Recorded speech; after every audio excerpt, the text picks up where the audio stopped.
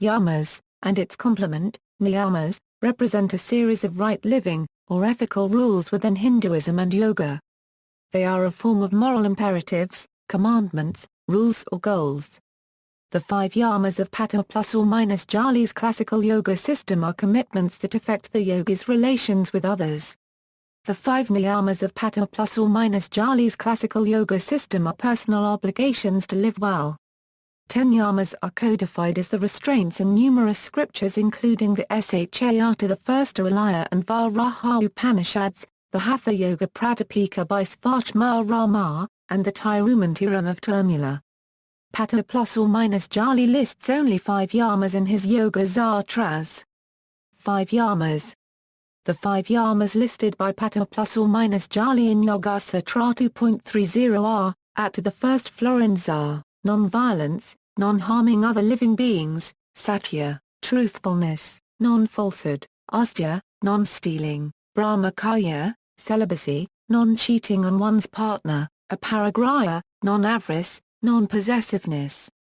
10 yamas. The 10 yamas listed by Śāṇḍilya the first Upanishad, as well as by Svātmārāma, at the first florins are, non-violence, satya, truthfulness, astya, not stealing, brahmacharya, continence, ka to the first pound dharma, forgiveness, to the first t, fortitude, daya, compassion, rjava, non-hypocrisy, sincerity, mitahara, measured diet, shauca, purity, cleanliness.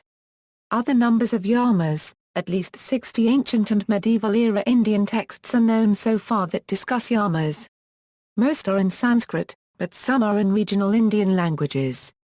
Of the 60, the lists in 11 of these texts are similar, but not the same, as that of Patanjali's. Other texts list between 1 to 10 yamas, however 10 is the most common. The order of listed yamas, the names and nature of each yamas, as well as the relative emphasis vary between the texts. Some texts use the reverse of niyamas in other texts, as yamas. For example, Vairagya is described in verse 33 of Trishikhi Brahmana Upanishad in its list for yamas. Many texts substitute one or more different concepts in their list of yamas. For example, in the 10 yamas listed by Yatadharma Sangraya, Akrodha is included as a yamas.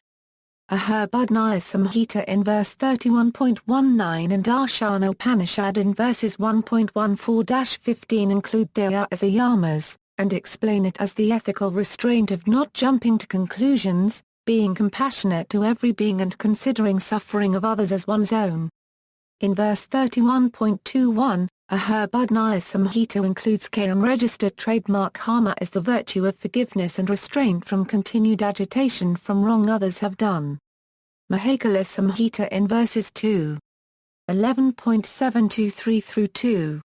11.738 lists many of the 10 yamas above, but explains why it is a virtue in a different way.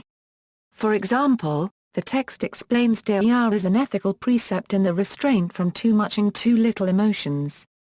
It suggests daya reflects one's inner state, is the expression of kindness towards kin, friend, stranger and even a hostile person, and that one must remain good and kind no matter what the circumstances.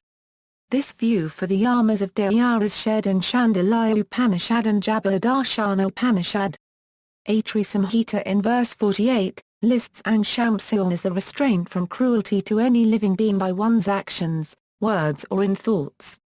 Yoga Pradipika in verse 2.9 substitutes sunrta for satya, defining sunrta as sweet and true speech.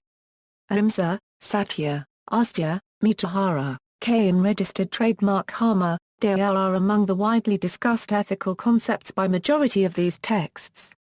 Related concepts. Yamas are related to niyamas in ancient and medieval-era Indian texts.